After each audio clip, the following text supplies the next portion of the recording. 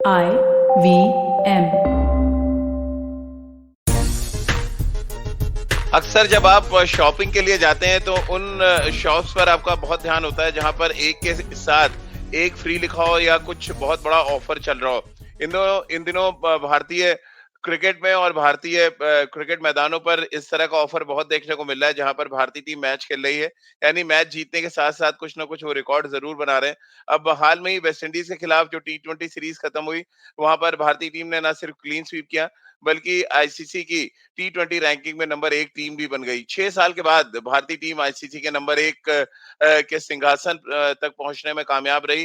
भारतीय टीम ने पिछले कुछ महीनों में T20 फॉर्मेट में खास तौर से अगर आप वर्ल्ड कप के बाद से देखें तो बहुत शानदार प्रदर्शन किया है। मसलन वो न्यूजीलैंड को 3-0 से हराने की बात हो या वेस्ट इंडीज के खिलाफ जिस तरह से भारतीय टीम ने क्लीन स्वीप किया। रोहित शर्मा की अगुवाई में घरेलू मैदानों पर 15 T20 मुकाबले खेले जा चुके हैं जिनमें से 14 मैचेस भारतीय टीम ने जीते हैं। ये अपने आप में एक अनोखा रिकॉर्ड है और साथ ही 84% मैचेस रोहित शर्मा ने अभी तक जीते हैं जब से वो फुल फ्लैश कैप्टन बने हैं। आप अंदाजा लगा सकते हैं किस तरह का सफर का आगाज किया है रोहित शर्मा ने। इसीलिए मैंने कहा कि भारतीय क्रिकेट में इन दिनों एक के साथ एक फ्री मिलने की बात हो रही है। अब जो एक के साथ एक फ्री मिल रहा है उस पर बातचीत करेंगे और साथ ही वेस्ट इंडीज के खिलाफ जो सीरीज खत्म हुई उसके क्या कुछ मायने निकल कर सामने आ रहे हैं? क्या कोई एक तस्वीर बनती नज़र आ रही है जिसके दम पर हम ये कह सकें कि हम वर्ल्ड कप जीतने की स्थिति में हैं या वर्ल्ड कप के बड़े दावेदार के रूप में हम अपने आप को सामने लाकर खड़े करने में कामयाब रहे हैं? इसके अलावा बात रिद्धिमान साहा की कंट्रोवर्सी की भी करेंगे कि आखिर ऐसा क्या हुआ कि कोच राहुल द्रविड़ को उनसे बातचीत करनी पड़ी।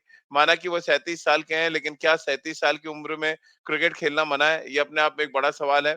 और उस उन तमाम जर्नलिस्टों के बारे में बात भी करेंगे जिनको इंटरव्यू ना मिलने पर या तो जिस तरह से रिद्धिमान साहा ने वो चैट सोशल मीडिया पे डाली उस पर भी बातचीत की जाएगी थोड़ी।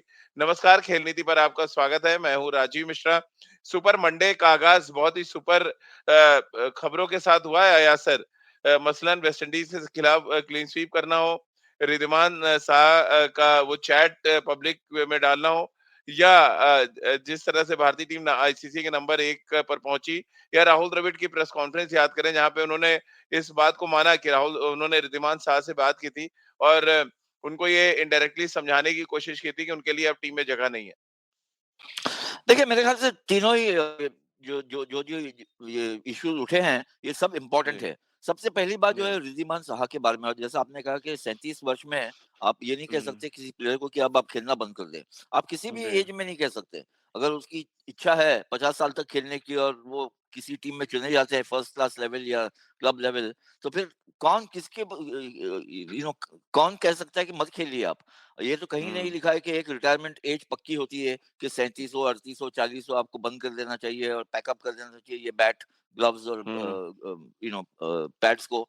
तो मेरे ख्याल से ये भले ही अच्छे इंटेंशन से किया होगा, राहुल द्रविड़ ने भी और चेतन शर्मा ने भी जो चीफ सिलेक्टर है, कि एडवाइस नसीहत दें कि भई देखिए आपकी जगह नहीं बनती है, तो इसी इसी वजह से अगर आपको कुछ डिसीजन लेना है तो ले लीजिए। ये मेरे ख्याल से बनता नहीं है बनती बात नहीं है। हुँ, क्रिकेट जो खेलता है और क्रिकेट लवर है, वो जब तक उसकी मर्ज़ी हो वो खेले और सिलेक्टर्स का काम है आप उन्हें चूज़ करें या ना करें। अब हुँ, एक आप सोचे सिचुएशन राजीव कि इंग्लैंड जा रही है टीम, अब जाने वाली है एक टेस्ट मैच के लिए, वहाँ पर ग्लव वर्क बहुत इम्पोर्टेंट हो जाता है। अगर आपके रेगुलर कीपर्स जो है, जो यंग कीपर्स आप जिनके ऊपर इतना दावा रख रहे हैं, वो अगर नहीं चलते तो आप किसके पास जाएँगे फिर से? तो हुँ, किसी के ऊपर दरवाज़ा ऐसे इस तरह से बंद कर देना मेरे ख्याल से ये गलत है। और ये भी और उसके अलावा एक दूसरा डायमेंशन ये है कि रिद्धिमान साहा कहते हैं कि उनको टेक्स्ट मिला था सौरव गांगुली जी, से जो बीसीसीआई के प्रेसिडेंट है कि जब तक मैं हूं तुम फिक्र मत करो आपकी तुम्हारी जगह तो बनी हाँ, रहेगी स्क्वाड में। तो ये क्या चल रहा है? ये मुझे समझ में नहीं आ रहा है। कहीं आपको नसीहत मिल रही है कि आप छोड़ दो, रिटायर हो जाओ, कहीं कोई कह रहा है कि भाई और ये सब दिग्गज खिलाड़ी रहे हैं इंडिया के, ये नहीं है कि कोई जी। एडमिनिस्ट्रेट जो खिलाड़ी है वो बात कर रहा है। कोई एक कह रहा है कि भाई आप डरो मत, आपकी टीम में जगह बनी रहेगी। तो ये मेरे ख्याल से एक ये जो माहौल बन रहा है मेरे ख्याल से ये सही नहीं है। बिल्कुल सही नहीं और राजकुमार सर बरबस जब आप क्रिकेट खेलते थे तब का दौर ज़हन में आता है कि आप बंगाल के हैं, आप मुंबई के हैं, आप दिल्ली के हैं, उनको ज़्यादा तवज्जो मिलेगी और जो उस समय का अधिकारी है वो आपकी हेल्प में आ जाएगा। अब सौरव गांगुली का ये टेक्स्ट करना कि आप टीम में बने रहेंगे वो भी गलत है क्योंकि वो वेस्ट बंगाल से आते हैं इसलिए आप उनको सपोर्ट कर रहे हैं। राहुल द्रविड़ इसलिए सजेशन देते हैं जो मुझे लग रहा है कि के भरत को उनको टीम में लाना है, जो कर्नाटक से हैं।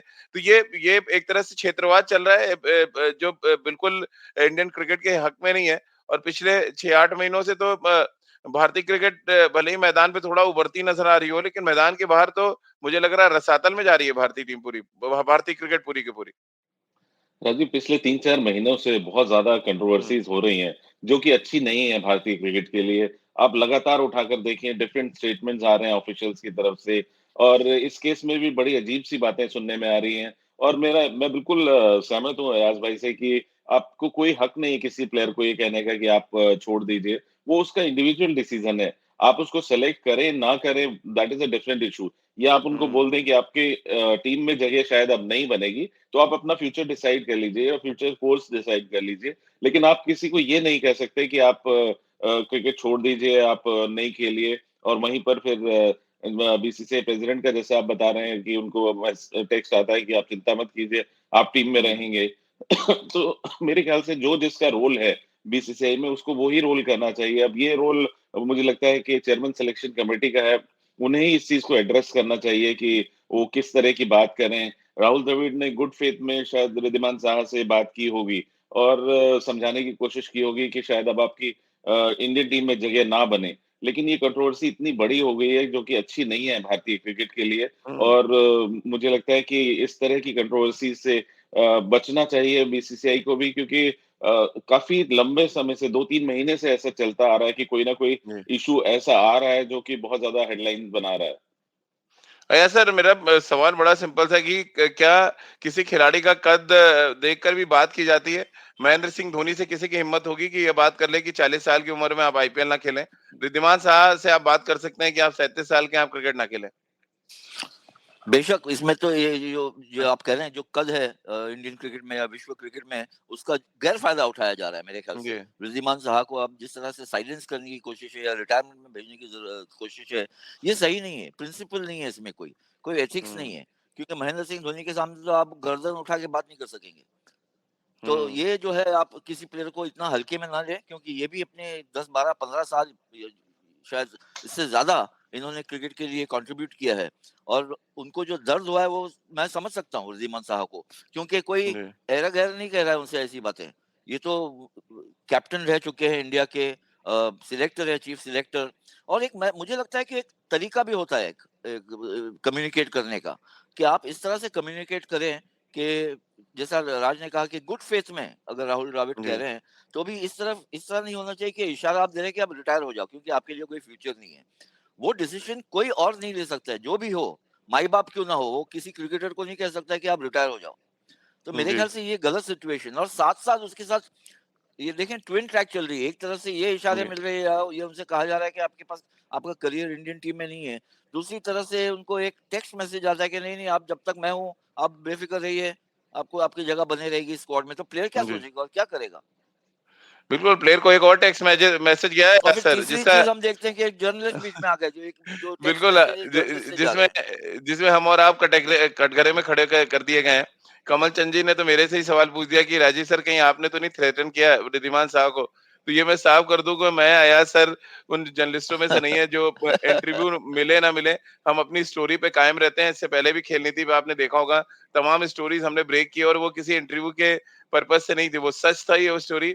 और आपको याद होगा सौरव गांगुली किस तरह से इंटरफेयर कर रहे हैं, उसका एक और एग्जांपल आप देख लीजिए, जो हमने एक खबर की थी खेल नीति पे और उस खबर को पुख्ता करने का काम एक तरह से रिद्धिमान साहा के स्टेटमेंट ने कर दिया है, जो मैसेजिंग हुई है। क्योंकि बीसीसीआई प्रेसिडेंट को ये अधिकार नहीं है कि वो खिलाड़ी को कहे कि जब तक हम हैं, आप टीम के साथ बने रहेंगे। तो ये तमाम ऐसे मुद्दे हैं जिस पर बातचीत हम करते रहेंगे राजकुमार सर, लेकिन सवाल वही आ जाता है कि एक कोच को, एक बीसीसीआई प्रेसिडेंट को इन्वॉल्व होने की ज़रूरत क्या है? वो चाहे कप्तानी का मुद्दा हो या रिटायरमेंट का मुद्दा हो। आप अपना काम करें, खिलाड़ी अपना काम कर रहे हैं और सिलेक्टर्स को आप अपना काम करने दें। ये तो सीधा इंटरफेरेंस है एक-दूसरे के काम में और इसकी वजह से भारतीय क्रिकेट को हम एक ऐसी जगह पे खड़ा देख रहे हैं जो आमतौर पे हमारी आदत नहीं है देखने की। बिल्कुल राजीव, ठीक कहा आपने और मेरा भी यही मानना है कि जो काम सेलेक्टर्स का है, तो वो सेलेक्टर्स ही करें और वो कन्वे करें या बात करें जो भी है तो जिसका जो रोल डिफाइंड है, उसको वो ही रोल करना चाहिए और बड़ा अनफॉर्चुनेट है रिद्धिमान साहा के लिए कि इस तरह की बातें आ रही हैं। राजीव नंबर 1 विकेट कीपर रहे हैं वो वर्ल्ड के, जी। और कोई उनका जवाब नहीं था, कोई कॉम्पिटिशन राजकुमार सर नहीं एक था एक उनका। एक एक इम्पोर्टेंट अपडेट और दे दूं कि जब यूरो टेस्ट हुआ है वो इंडियन टीम के नंबर 1 रहे फिटनेस में, जिनको सबसे ज्यादा नंबर मिलते थे यूरो टेस्ट में। तो ये भी ध्यान में रखना चाहिए कि उम्र बहुत ज्यादा मायने नहीं रखती अगर आप फिट हैं तो। बिल्कुल राजीव, अब आपने बिल्कुल ठीक कहा, कोई अगर महेंद्र सिंह धोनी से कोई इतनी हिम्मत नहीं कर सकता था कि वो कोई हाँ। ऐसी बात बोले कि आप रिटायर हो जाइए या आपको हम सेलेक्ट नहीं करेंगे। तो रिद्धिमान साहा भी एक शानदार खिलाड़ी रहे हैं भारतीय टीम के लिए, वर्ल्ड के हुँ, नंबर 1 विकेट कीपर रहे हैं वो, और उनका हमेशा साइलेंट कंट्रीब्यूशन रहा है भारतीय क्रिकेट में। हुँ। तो मुझे लगता है कि उस वो प्लेयर इससे बेटर ट्रीटमेंट डिज़र्व करता है, जो उसके साथ किया जा रहा है। यार सर काफी हद तक खिलाड़ी भी क्या जिम्मेदार है आज अगर किसी पर्टिकुलर जर्नलिस्ट ने अगर ऐसे मैसेज भेजे हैं तो इसके पीछे खुद खिलाड़ी भी हैं कि आप यही उन्हीं जर्नलिस्टों को आप पहले सर पे चढ़ाते हैं। हमने आपने कभी किसी से जबरदस्ती इंटरव्यू लेने की कोशिश नहीं की है। अगर आप बात करने के लिए रेडी हैं, मुझे अच्छी तरह याद है रवि शास्त्री का भी हाल में इंटरव्यू करना था, तो मैंने आपसे रिक्वेस्ट की कि यार सर आप बात कर लें। अब ऐसा नहीं मैं रवि शास्त्री को धमकी भरे मैसेजेस करने लगूं कि आपने उनको इंटरव्यू दिया, मुझे दीजिए नहीं तो मैं आपको एक्सपोज़ करूँगा, व्हाटएवर जो भी चीज़ें हों। बहुत सी चीज़ें आपको भी पता होंगी पर्सनली किसी खिलाड़ी के बारे में, मुझे भी पता होंगी। बट ये ज़रूरी नहीं है कि हम उसको पब्लिक प्लेटफ़ॉर्म पे लेके आएँ। ये आप उतना ही दोष क्या खिलाड़ियों का मानते हैं जितना आप उस पर्टिकुलर जर्नलिस्ट का मान रहे हैं या एक एक समुदाय है जर्नलिस्टों का जो इस तरह का काम करता है? देखिए, दोनों चीज़ें सही है राजीव, ये जी। मैं भी जानता हूँ, आप भी जानते हैं कि कुछ जो बहुत से प्लेयर्स भी ऐसे हैं जो चाहते हैं कि किसी जर्नलिस्ट से एक रिश्ता इस तरह का बनाएँ कि जभी भी उनको हाँ, ज़रूरत खबरें पड़े तो प्लांट उनके करते बारे रहें में ताकि। जी। हाँ, उनके बारे में लिखते रहें वगैरह-वगैरह। तो अगर आप इस रिलेशनशिप में फँसते हैं, तो फिर कहीं न हाँ। कहीं कोई और गैर फ़ायदा उठाने की कोशिश भी करेगा। लेकिन जो जिस तरह से जो स्क्रीनशॉट्स आए हैं, अब मुझे नहीं पता है कौन है वो जर्नलिस्ट और रिद्धिमान साहा ने नाम नहीं लिया है, लेकिन जो उसका लहज़ा है, जो स्क्रीनशॉट्स में जो उनका कम्युनिकेशन है, ये तो धमकी दे रहे हैं कि अगर आप हुँ। मेरे शो पे नहीं आओगे तो मैं तो ये इंसल्ट समझूँगा और आपको ये कर दूँगा और वो कर दूँगा। और उसका नेक्स्ट जी। स्टेप क्या होगा कि अगर आप मुझे पैसे नहीं दोगे तो आपके बारे में मैं नहीं लिखूँगा। यानी इसकी कोई इंतहा नहीं है, कोई एंड नहीं है। जी। ये तो कहाँ पर रुकेगी फिर ये बात? इसी वजह जी। से मेरे ख्याल से बहुत इम्पोर्टेंट है कि प्लेयर्स भी ऐसे रिश्ते में ना उतरें। जर्नलिस्ट तो ख़ैर हम सब चाहते हैं कि ऐसा होना नहीं चाहिए। लेकिन जी। प्लेयर्स भी जो है क्योंकि कॉम्पिटिशन प्लेयर्स में भी आपस में इतना है और सब चाहते हैं कि मेरी भी थोड़ी-सी वाह-वाह हो, मेरे बारे में भी कुछ बोला और सुना जाए या लिखा जाए। इस वजह से वो ऐसे सिचुएशन में भी फँस सकते हैं। तो ये दोनों जी। के लिए मेरे ख्याल से चेतावनी है। हमारे प्रोफ़ेशन के लिए तो है ही कि ऐसी चीज़ें अगर होती है तो बहुत ही खतरा है जर्नलिज़्म को। और प्लेयर्स के राजकुमार लिए सर। भी एक इस जी। बहुत सोचना बहुत ज़रूरी है प्लेयर्स को भी। आप किस तरह से रिश्ते बनाते हैं? आप अपना एक दर्जा अलग रखें। इससे अछूते राजकुमार सर भी नहीं रहे, उनको भी धमकियाँ मिली हैं जब वो विराट के बारे में बात नहीं करना चाहते या कोई इंटरव्यू नहीं देते। ये मैंने पर्सनली महसूस किया, मैं किसी का नाम नहीं लूँगा, बट हमारे जो खेल नीति के तमाम फैन्स हैं, वो तो सीधे नाम ले रहे हैं क्योंकि सोशल मीडिया में उस व्यक्ति विशेष का नाम आ चुका है। मैं भी नाम लेना नहीं चाहूँगा। बट उनका नाम आ चुका है और ये क्लियर हो चुका है कि किसने रिद्धिमान को इस तरह के स्टेटमेंट दिए थे। लेकिन राजकुमार सर आपने फेस किया है इस तरह की प्रॉब्लम्स? जब आपको भी इस तरह से थ्रेटन किया हो गया हो कि आप बात नहीं करेंगे तो हम दूसरा तरीका अपनाएँगे? नहीं राजीव, फॉर्च्यूनेटली मैं बहुत ज़्यादा जर्नलिस्ट से बात नहीं करता हूँ, जो मेरे जी, ट्रस्टेड लोग हैं, आप लोग जी, जैसे यास भाई हैं या और 2-3 जर्नलिस्ट हैं, मैं सिर्फ़ उन्हीं से बात करता हूँ। बहुत लोग न्यूज़ चाहते हैं या बहुत वेल विशर्स भी हैं, ऐसा नहीं कि वो जी। कुछ क्रिटिक्स ही हैं, लेकिन मैं अवॉइड ही करता हूँ, मैं जिनको ट्रस्ट करता हूँ, मैं उन्हीं से बात करता हूँ। तो मैं हुँ, ऐसी कंट्रोवर्सीज़ से बचना चाहता हूँ, क्योंकि बिना कुछ कहे भी पीछे काफ़ी कंट्रोवर्सीज़ बना दी गई मेरे नाम से। तो हुँ, इसलिए मैं अभी ऐसे स्टेटमेंट्स और या नए जर्नलिस्ट से बात करना थोड़ी कोशिश करता हूँ कि मैं कम ही करूँ। जी। तो सर अब तो सीरीज़ पर बात करें।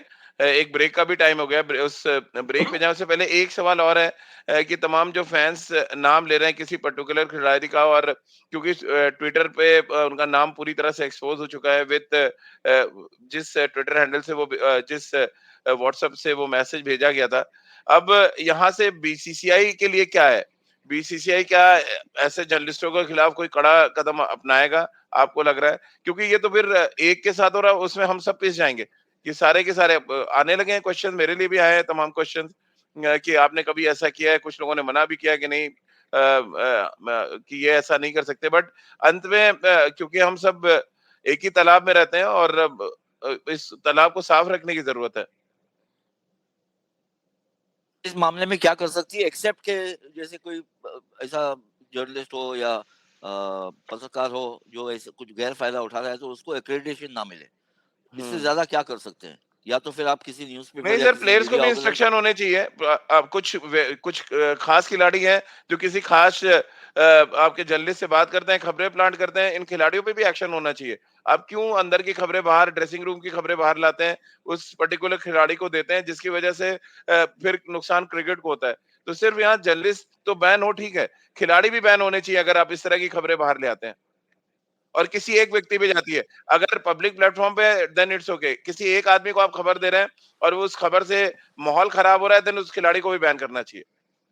हाँ, देखिए अगर पता चलता है कि कुछ प्लेयर्स ऐसे हैं कि आपस में कुछ ऐसी चीजें हो सकती है कि आपस में फसाद करा दें, तो ये जी। चीजें जो है अच्छी नहीं है किसी के लिए भी, ना जर्नलिज्म के लिए अच्छी है, ना इंडियन टीम या प्लेयर्स के लिए अच्छी है। तो मेरे ख्याल से हुँ, एक तो पहले अपने आप पर जो है कंट्रोल करना चाहिए, प्लेयर्स को भी और जर्नलिस्ट को भी, और एक जी। दोनों का दर्जा अलग है, एक प्लेयर है और एक जर्नलिस्ट है, अपना अपना रोल है, अपना किरदार है सोसाइटी में, उसको आप पूरी हुँ, तरह से निभाएं। उसमें आप किसी और कुछ ऐसी चीजें होती है राजीव, कि आप किसी हुँ। प्लेयर से ज्यादा दोस्ती हो जाती है, किसी से कम। हाँ, लेकिन जब आप एज अ जर्नलिस्ट मैं बात कर रहा हूँ, जब आप कलम लगाते हैं पेपर पर या आप शो करते हैं, तो वो जो है आपको उसको रैशनलाइज करना पड़ता है, क्यों ये नहीं है कि मेरी हुँ, प्लेयर से किसी प्लेयर से अच्छी अच्छी खासी दोस्ती है या रिलेशन अच्छे हैं, तो मैं सिर्फ हुँ। उसी की वाह करूं, बाकी सबको रन डाउन कर दूं या जी, उसका गैर फायदा उठाऊं। ये नहीं होना चाहिए।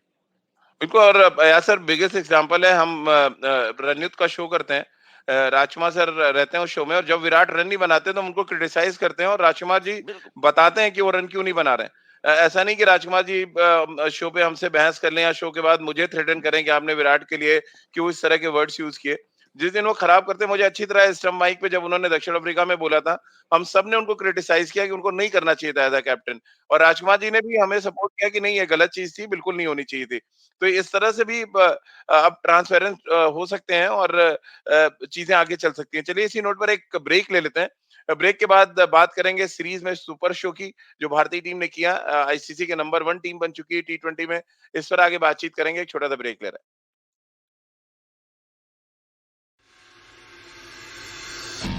If you love cricket, listen up. The Edges and Sledges Cricket Podcast is here for you. Hosted by DJ, Varun, and me, Ashwin, we bring a fun, fresh fan's point of view to talking all things cricket. Sometimes it's just the three of us, sometimes we have guests, including current and former international cricketers. For new episodes every week, check out the Edges and Sledges Cricket Podcast on the IVM app, website, or wherever you get your podcasts. Break के बाद एक बार फिर आपका स्वागत है। राजकुमार sir और Ayaz sir के साथ आप देख रहे हैं और सुन रहे हैं खेल नीति। सीरीज में सुपर शो किया भारतीय टीम ने, अब उस पर थोड़ी बातचीत कर लेते हैं। क्योंकि क्रिकेट के मैदान पर के अंदर कम से कम हमें अच्छी खबरें सुनने को मिल रही है। और Rajkumar sir, back to back series clean sweep जीतना एक तरह से अच्छे साइन भी है कि कम से कम मैदान के बाहर जो कुछ हो रहा है उसका असर मैदान के अंदर नहीं नजर आ रहा है, और खिलाड़ी एकजुट होकर परफॉर्म कर रहे हैं। बहुत अच्छी बात है राजीव, ये कि एक बहुत अच्छी टीम की तरह भारतीय टीम खेल रही है और सभी लोगों का परफॉर्मेंस अच्छा है। बिना ये कहे हुए कि वेस्ट इंडीज थोड़ी हल्की टीम है, कुछ भी है जी। इस फॉर्मेट में तो वेस्ट इंडीज भी काफी स्ट्रांग मानी जाती है टी20 क्रिकेट में। तो प्रदर्शन भारतीय खिलाड़ियों का बहुत शानदार रहा है, जिसको भी चांस मिल रहा है तो वो उसको एक अपॉर्चुनिटी की तरह ले रहे हैं। ये एक अच्छी बात है कि हम एक बेंच स्ट्रेंथ भी बना पा रहे हैं अपनी, कि इन केस कोई प्लेयर अगर अनफिट हो जाता है या कोई अनफॉर्चुनेट बात होती है तो उसका रिप्लेसमेंट है हमारे पास, क्योंकि जो जी। जिस भी प्लेयर को मौका दिया जा रहा है वो उसको ग्रैब कर रहा है दोनों हाथों से। बिल्कुल राजकुमार सर, सीरीज पर आगे बातचीत करने से पहले जो तमाम दर्शक हैं, यशदुल ने जिस तरह से परफॉर्म किया अपने डेब्यू मैच में, उसके लिए आपको बधाई दे रहे हैं। और बहुत शानदार प्रदर्शन किया है इस यंगस्टर ने, और जिस तरह की बल्लेबाजी की है राजीव, वो बहुत ही देखने योग्य थी। कि पहले दिन हम लोग हुँ, टॉस हार गए थे, 10 रन पर 2 विकेट आउट हो गए थे। ये बल्लेबाजी कर रहे थे, 2 सीनियर प्लेयर इनके सामने आउट होकर चले गए, और उसके बाद जिस तरह इन्होंने डोमिनेट किया बल्लेबाजी में, मतलब ये नहीं था कि वो सर्वाइवल के लिए खेल रहे हैं। वो ऐसे डोमिनेट कर रहे थे कि तमिलनाडु की टीम भी एक्सपेक्ट नहीं कर रही होगी कि हुँ, एक यंगस्टर इस तरह के शॉट्स खेलेगा। कुछ ऐसे शॉट्स उन्होंने खेले जो कि एक बहुत बड़ा प्लेयर खेलता है और वो भी पूरा सेट होने के बाद। लेकिन जी, बहुत शानदार फ्यूचर है इस बच्चे का और बहुत टैलेंटेड है, टेम्परामेंट बहुत अच्छा है, जो उन्होंने दर्शाया कि पहली इनिंग की सेंचुरी कोई फ्लूक नहीं थी। सेकंड इनिंग में भी उन्होंने बहुत शानदार बल्लेबाजी करके और इस बार बहुत पेशेंट नॉक खेली उन्होंने। ऐसा नहीं था कि इस बार बहुत ज़्यादा स्ट्रोक्स खेल रहे थे वो और जी। अच्छा 4th डे का विकेट था तो आप समझ सकते हैं थोड़ा वियर एंड टियर भी था लेकिन बहुत शानदार बल्लेबाज़ी की। या सर तीसरे ऐसे खिलाड़ी बने हैं रणजी ट्रॉफी के इतिहास में जिन्होंने अपने डेब्यू मैच की दोनों पारियों में शतक लगाया। बहुत बड़ी बात है। देखिए मेरे ख्याल से अगर हुँ, आप पोटेंशियल देखते हैं तो ऐसे प्लेयर में आप कह सकते हैं किसी बहुत कॉन्फिडेंस के साथ कि आगे जाके इनका फ्यूचर बहुत ही जबरदस्त है। क्योंकि जैसा राज ने कहा कि दोनों पहलू देखने को मिले। एक तो एक स्ट्रोकफुल पहली इनिंग में सेंचुरी, उसके बाद जो है एक स्ट्रक्चर्ड बड़ी मैच्योरिटी के हुँ, साथ बैटिंग करना। और ये एक 19 साल के लड़के से आप अगर देखते हैं, बहुत कम ऐसे प्लेयर्स होते हैं कि अंडर 19 से ट्रांजिशन जो है इतना इजीली कर सकते हैं। हुँ, रोहित शर्मा है, विराट कोहली है, ये 2-3-4 नाम हमारे सामने हैं कि बहुत इजीली उन्होंने ट्रांजिशन किया और वो कहाँ तक पहुंचे हम देख रहे हैं। मैं सचिन हुँ, तेंदुलकर की बात नहीं कर रहा हूँ जो अंडर 19 नहीं खेले थे। लेकिन अगर आप इसी लेवल पे, और मैंने आज ही सवेरे पढ़ रहा था पेपर में कि उन्होंने कहा है कि मैं मेरा टारगेट है नेक्स्ट 2 इयर्स में मुझे इंडिया के लिए खेलना है।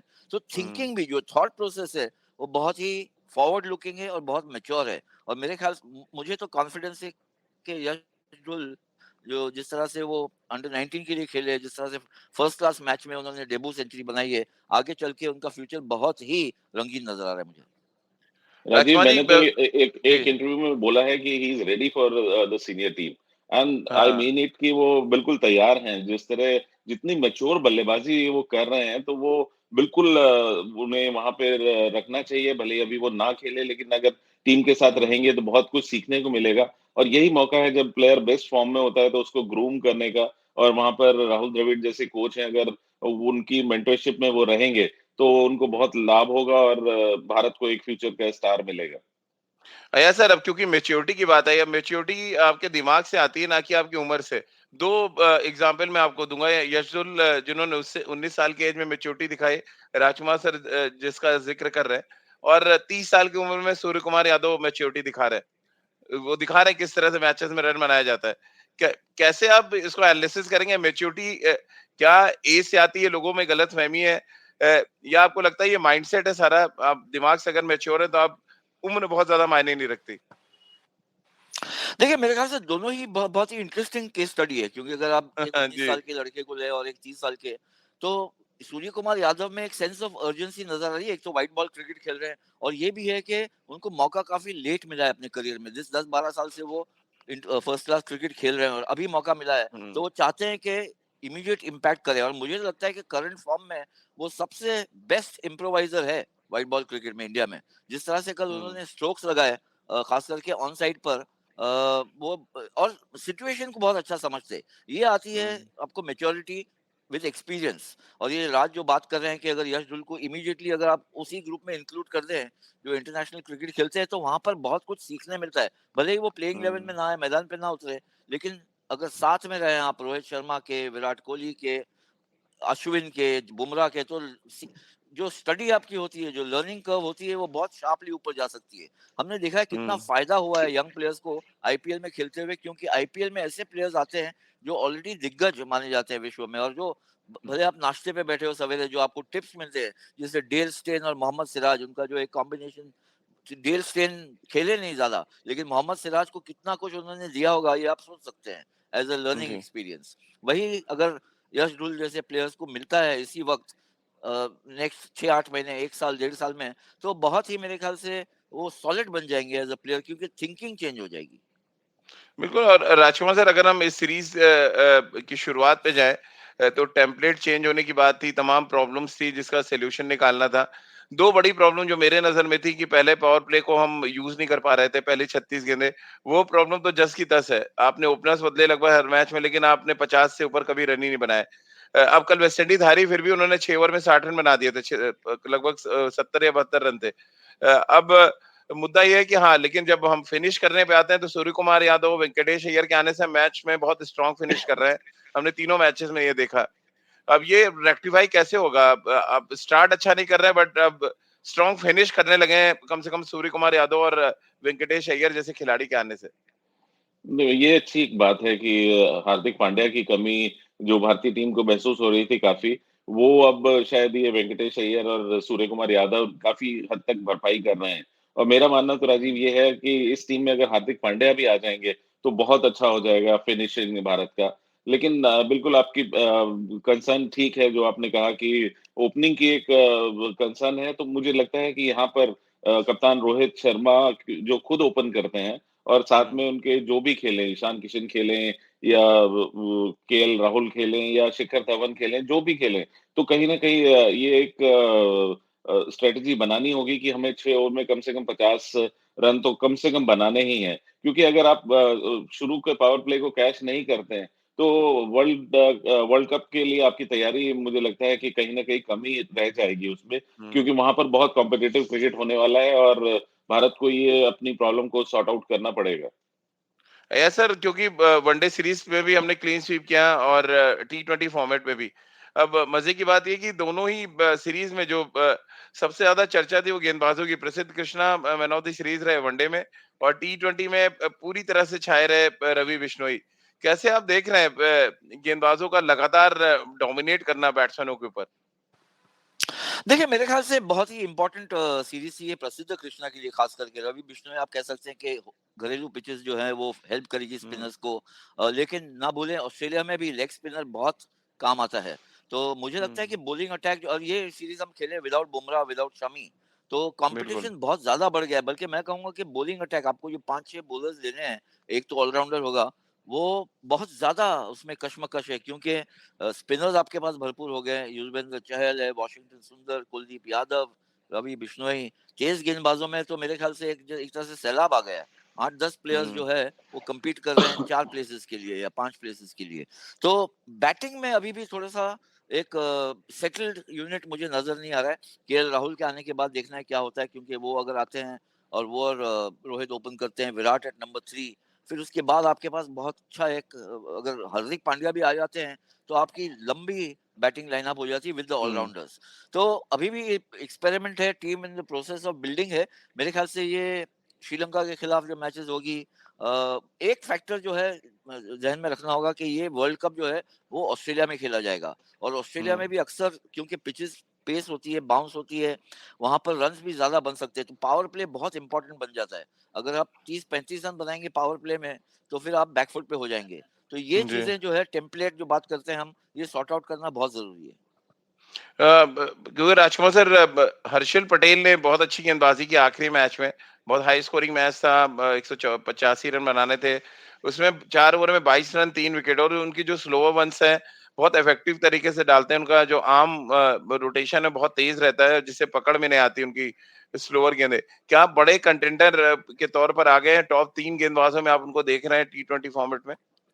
डेफ़िनेटली राजीव, जिस तरह का प्रदर्शन उनका रह रहा है, तो मुझे लगता है कि वो ज़रूर एक स्ट्रॉन्ग कंटेंडर हैं और जी। साथ-साथ इसके वो एक अच्छे बल्लेबाज भी हैं, फील्डिंग भी उनकी अच्छी है, तो कुल मिला के एक ऑलराउंडर के रूप में आप उनको देख सकते हैं और वाक़ई डेथ ओवर्स तो मुझे नहीं लगता कि उनसे बेटर कोई इंडिया में डालता है। हुँ। सर कुछ कहना चाह रहे थे आप?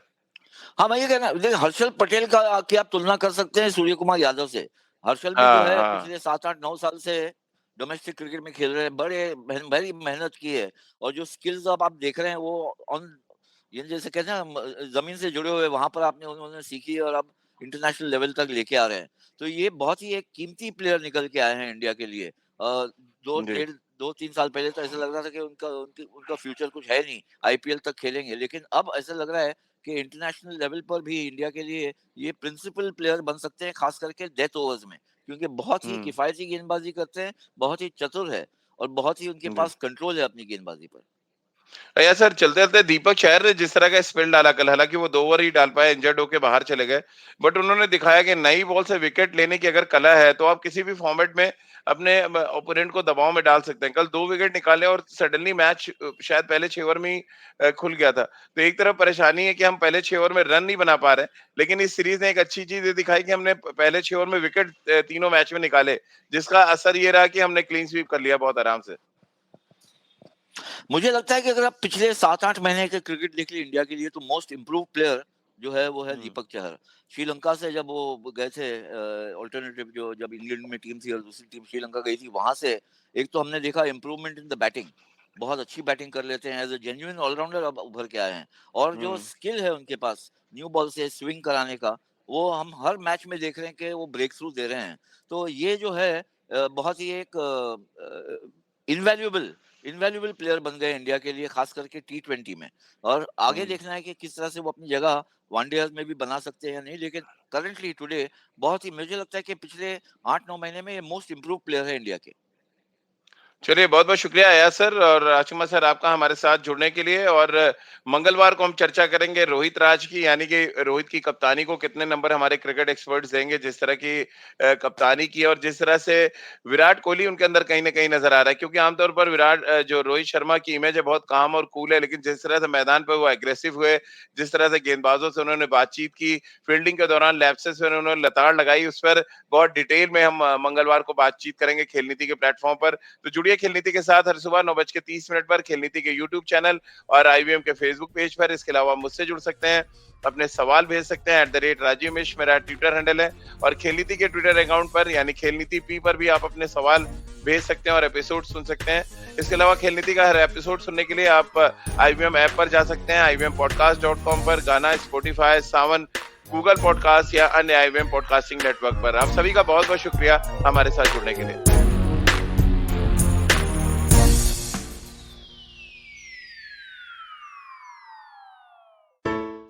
Hey everybody, it's been another great week on the IVM Podcast Network. On Cyrus Says, the cast and crew of Gairaiya joins Cyrus in a fun chat about the making of the film. Cyrus talks to Deepika Padukone, Ananya Pandey, Siddhant Chaturvedi, Darya Karwa and the director Shakun Batra. Kadai Podcast is back with a new story. Venwell Seni is a Tamil podcast done by Kavita Jiva. Find out how Tamil South India stayed independent of Ashoka and the Mauryan Empire. On Paisa West, Anupam discusses finance for informal labor with Gautam Bharadwaj and Parul Shet Khanna, co-founders and directors at Pinbox Solutions. Should assisted dying and euthanasia be legalized? On All Things Policy, the Takshashila folk analyze the Lancet Commission's Value of Death report. And on the Filter Coffee podcast with Karthik Nagarajan, freelance journalist Priyanka Pula sheds light on the drug regulation problems in India. Do follow us on social media. We're IVM Podcast on Twitter, Facebook, Instagram, and LinkedIn. And remember, if you're enjoying this show or any of our other shows for that matter, please do tell a friend. The word of mouth really helps. Also, don't forget to rate us on whatever platform you're listening to us and check us out on YouTube. You can check a list of all of our channels at ivmpodcast.com/YouTube. And finally, we'd like to thank our sponsors this week, Bank of Baroda and HDFC Life Insurance. Thank you so much for making this possible. सफर, रास्ते, मंजिल और मुकाम अक्सर ये हमसे कुछ कहना चाहते हैं, पर हम हैं कि अपनी रोजमर्रा की जिंदगी में इन्हें सुनने से कतराते हैं। नमस्ते दोस्तों, मेरा नाम है केशव चतुर्वेदी और मैं आपको ले चलूंगा कुछ ऐसे सफर पर जहां आपको एक नया नजरिया मिलेगा सफर और मंजिलों को देखने का। आइए इन किस्से कहानियों में डूब जाएं। हर मंगलवार और शुक्रवार